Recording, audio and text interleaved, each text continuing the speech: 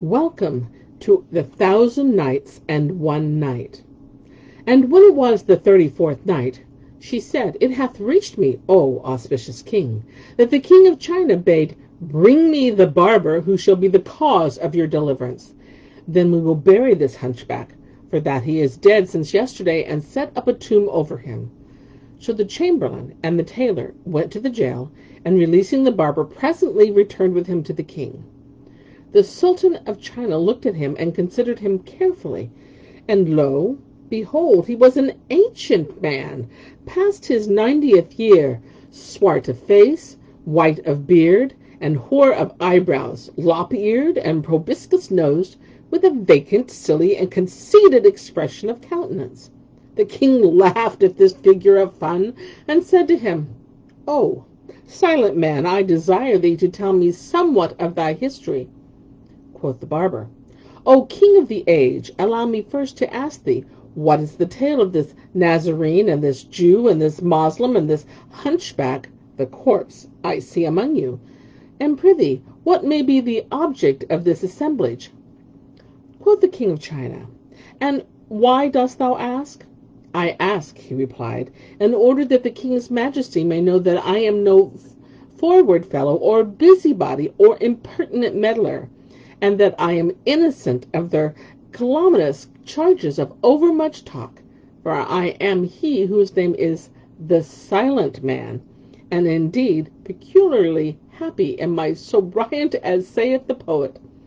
When a nickname or little name men design, know that nature with name shall full oft combine." Then said the king, "Explain to the barber the case of this hunchback, and what befell him at supper time. Also repeat to him the stories told by the Nazarene, the Jew, the Reeve, and the tailor, and of no avail to me is a twice-told tale." They did his bidding, and the barber shook his head and said, "By Allah, this is a marvel of marvels! Now uncover me the corpse of yonder hunchback." They undid the winding sheet, and he sat down, and taking the hunchback's head in his lap, looked at his face, and laughed and guffawed till he fell upon his back, and said, "There is wonder in every death, but the death of this hunchback is worthy to be written and recorded in letters of liquid gold." The bystanders were astounded at his words, and the king marveled and said to him, "What ails thee, O silent man? Explain to us thy words." "O king of the age," said the barber, "I swear by thy beneficence that there is still life in this Gobo-Golightly." Thereupon he pulled out of his waist-belt a barber's budget, whence he took a pot of ointment, and anointed therewith the neck of the hunchback and its arteries. Then he took a pair of iron tweezers, and inserted them into the hunchback's throat, and drew out the fid of fish and its bone. And when it came to sight, behold, it was soaked in blood. Thereupon the hunchback sneezed a hearty sneeze, and jumped up as if nothing had happened, and passing his hand over his face, said, "I testify that there is no God but the God, and I testify that Mohammed is the apostle of God." At this sight all present wondered. The king of China laughed till he fainted, and in like manner did the others. Then said the Sultan, "O Allah, of a truth, this is the most marvelous thing I ever saw. O Moslems, O soldiers, all, did you ever in the lives of you see a man die and be quickened again? Verily, had not Allah vouchsafed to him this barber, he had been a dead man." Quoth they, "By Allah, 'tis a marvel of marvels." Then the king of China bade record this tale, so they recorded it, and placed it in the royal muniment rooms, after which he bestowed costly robes of honor upon the Jew, the Nazarene, and the Reeve, and bade them depart in all esteem. Then he gave the tailor a sumptuous dress, and appointed him his own tailor, with suitable pay and allowances, and made peace between him and the hunchback, to whom also he presented a splendid and expensive suit with a suitable stipend. He did as generously with the barber, giving him a gift and a dress of honor. Moreover, he settled on him a handsome sold, and created him barber surgeon of state, and made him one of his cup companions. So they ceased not to live the most pleasurable life and the most delectable, till there came to them the destroyer of all delights, and the incendier of all societies, the depopulator of palaces, and the garroner for graves. Yet, O most auspicious king, continued Scheherazade, this tale is by no means more wonderful than that of the two wazirs, and Anis al-Jali. Quoth her sister Dunyazad, and what may be that? Whereupon she began to relate the following tale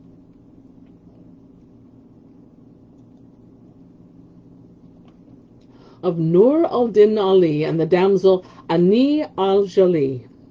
Quoth Scheherazade, it hath reached me, O auspicious king, of intelligence penetrating, that there was amongst the kings of Basra a king who loved the poor and needy, and cherished his lieges, and gave of him wealth to all who believed in Mohammed, whom Allah bless, and he was even as one of the poets described him, a king, when host of the foes invade, receives them with lance, lunge, and sabre away, writes his name on bosoms in thin red lines, and scatters the horsemen in wild dismay. His name was King Mohammed bin Suleiman al-Zayi, and he had two wazirs, one called Al-Mu'in, son of Sawi, and the other Al-Fazil, son of Kakan. Now Al-Fazil was the most generous of the people of his age, upright of life, so that all hearts united in loving him, and the wise flocked to him for counsel, whilst the subjects used to pray for his long life, because he was a compendium of the best qualities, encouraging the good and the life, and preventing evil and mischief.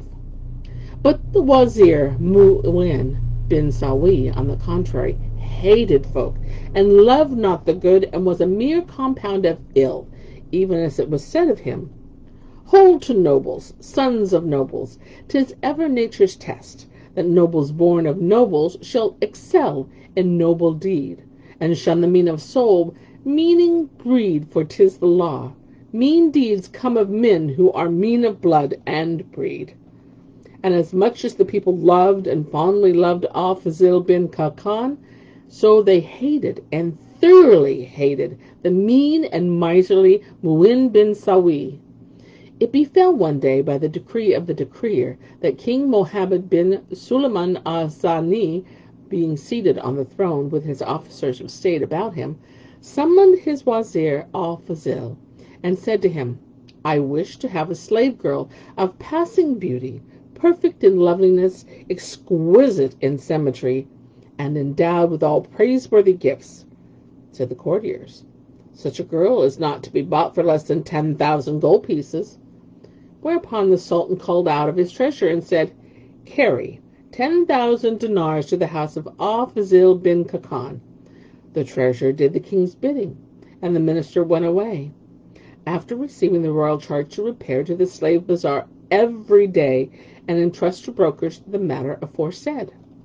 Moreover, the king issued orders that girls worth above 1,000 gold pieces should not be bought or sold without being first displayed to the wazir. Accordingly, no broker purchased a slave girl ere she had been paraded before the minister, but none pleased him, till one day a dealer came to the house and found him taking horse and intending for the palace. So he caught hold of his stirrup, saying, O thou that givest to royal state sweet savour, thou art a wazir, shalt never fail of favour.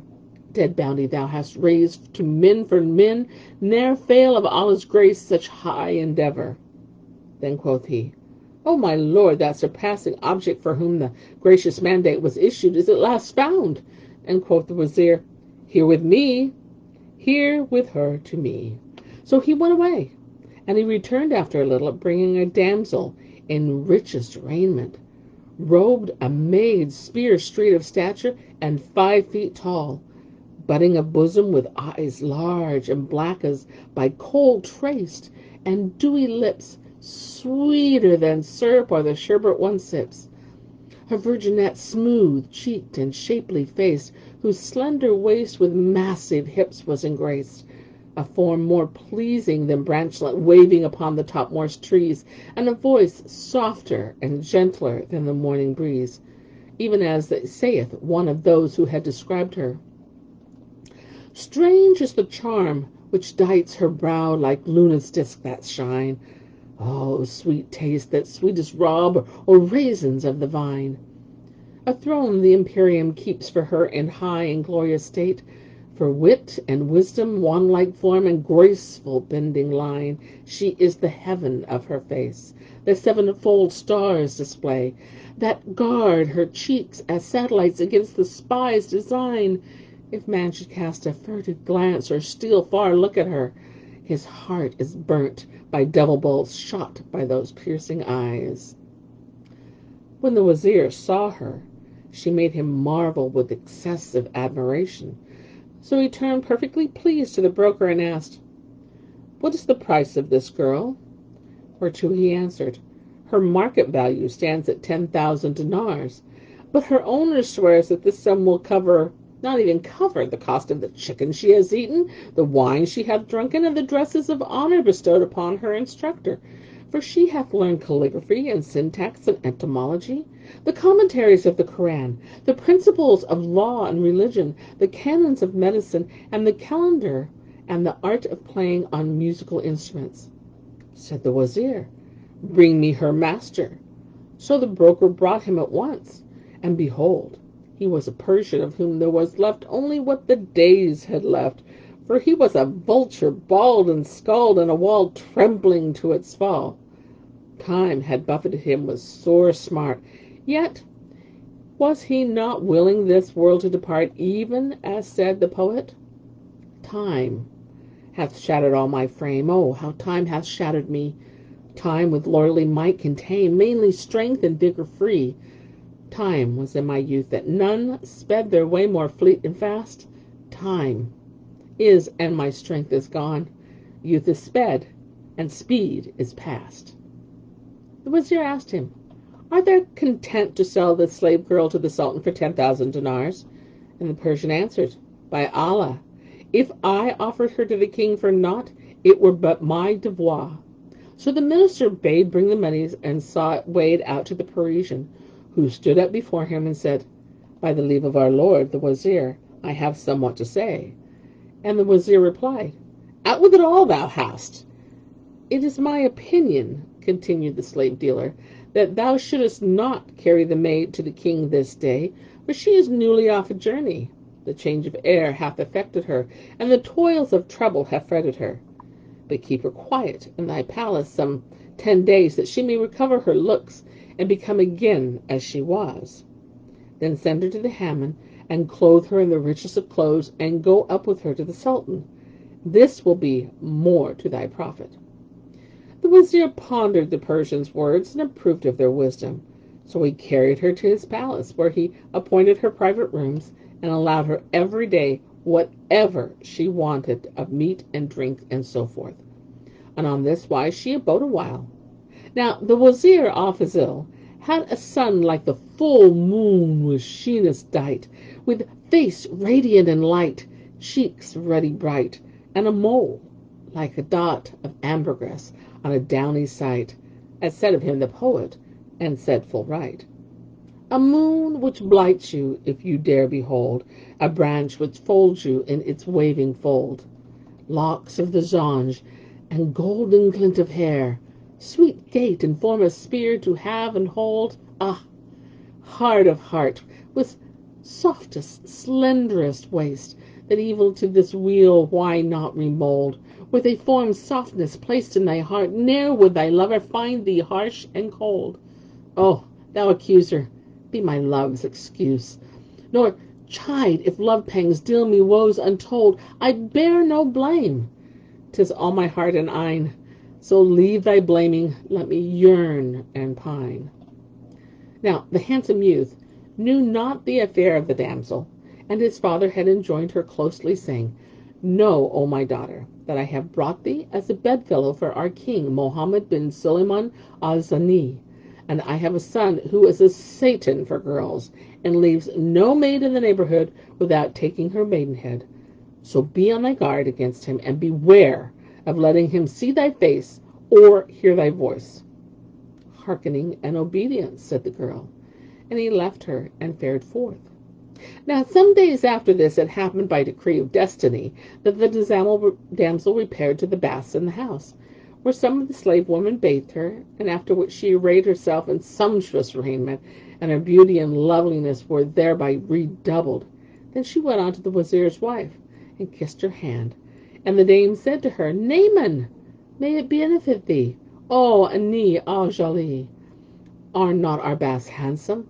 "O my mistress," she replied, "I lacked naught there save thy gracious presence." Thereupon the lady said to her slave women, "Come with us to the Hammam, for it is some days since we went there." They answered, "To hear is to obey," and rose and all accompanied her. Now she had set 2 little slave girls to keep the door of the private chamber, where Ani al-Jali had said to them, "Suffer none to go into the damsel." Presently, as the beautiful maiden sat resting in her rooms, suddenly came in the Wazir's son, whose name was Nur al-Din Ali, and asked after his mother and her women, to which the 2 little slave girls replied, "They are in the Hammam." But the damsel, Ani al-Jali, had heard from within Nur al-Din Ali's voice, and had said to herself, "Oh, would heaven I saw what like is this youth against whom the Wazir warned me, saying that he hath not left a virgin in the neighborhood without taking her virginity. By Allah, I do long to have sight of him."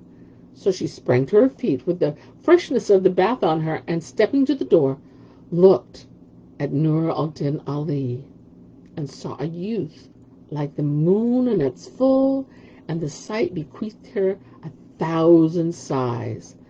The young men also glanced at her, and she look made him heir to 1,000 thoughts of care, and each fell into love's ready snare. Then he stepped up to the 2 little slave girls and cried aloud at them, whereupon they fled before him and stood afar off to see what he would do. And behold, he walked to the door of the damsel's chamber, and opening it, went in and asked her, "Art thou she my fathers brought for me?" And she answered, "Yes." Thereupon the youth, who was warm with wine, came up to her and embraced her. Then he took her legs and passed them around his waist, and she around his arms about his neck, and met him with kisses and murmurs of pleasure and amorous toyings. When the 2 little slave girls, saw that the young master got in unto the damsel, Ani al-Jali, they cried out and shrieked. So as soon as the youth had his wicked will of her, he rose and fled forth, fearing the consequences of his ill doing. When the Wazir's wife heard the slave girl cry, she sprang up and came out of the baths with the perspiration pouring from her face, saying, "What is this unseemly clamor in the house?" Then she came up to the 2 little slave girls, asking them, saying, "What is going on? Fie upon you, what is the matter?" And both answered, "Verily, our lord Nur al-Din came in and beat us, so we fled. Then he went up to Ani al-Jali and threw his arms around her, and we know not what happened after that. But when we cried out to thee, he ran away." Upon this the lady went to Ani al-Jali and said to her, "What tidings?" "Oh, my lady," she answered, "as I was sitting here, lo, a handsome young man came in and said to me, 'Art thou she my father bought for me?' And I answered, 'Yes,' for by Allah, O mistress mine, I believed that his words were true. And he instantly came in and embraced me." "Did he not else with thee but this?" quoth the lady. And quoth she, "Indeed he did, but he did it only 3 times. He did not leave thee without dishonoring thee." Cried the Wazir's wife, and fell to weeping and buffeting her face, she and the girl and all the handmaidens, fearing lest Nur al-Din's father should kill him. Whilst they were thus in came the Wazir, and asked what was the matter, and his wife said to him, "Swear that whatsoever I tell thee thou wilt attend to it." "I will," answered he. So she related to him what his son had done, whereat he was much concerned, and rent his raiment, and smote his face till his nose bled, and plucked out his beard by the handfuls. "Do not kill thyself," said his wife. "I will give thee the 10,000 dinars for price of my own money." But he raised his head and cried out for fear. "My fear is lest life as well as the money go. I have no need of the purchase money." "Oh, my lord, how is that?" "Wast thou not the understandeth our enemy Al-Mu'in bin Sawi, who as soon as he shall hear of this matter will go to the Sultan?" And Shahrazad perceived the dawn of the day, and ceased saying her permitted say. And so do I in this tale till the morrow.